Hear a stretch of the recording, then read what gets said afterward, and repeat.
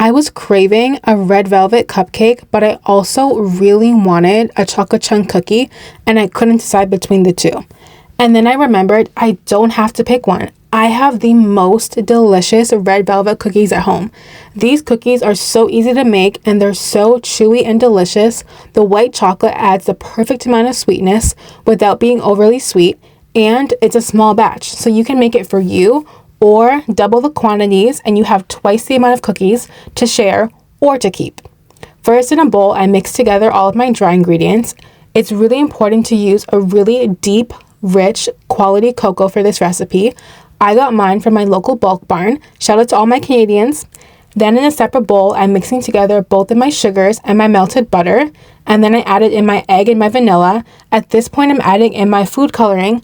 I really love the Wilton gel food colorings. They're the perfect consistency and they're the perfect rich color, but you can use whatever food coloring you want. Just add more or less depending on how red and deep you want the end result cookie to look like. Now I'm adding in my dry ingredients. At first, it's gonna look a little crazy. It looks like there's too much flour and the cookie dough is not coming together. Just keep mixing and it should look something like this. Now I'm adding in my white chocolate chunks. Again, keep some to the side and top the cookies with it before baking. Then I put the cookie dough in the fridge for about 15 to 20 minutes. This helps the cookies flatten out without spreading out too much in the oven. It goes in the oven at 350 for about 10 to 12 minutes. You want them to be soft and a little bit underdone.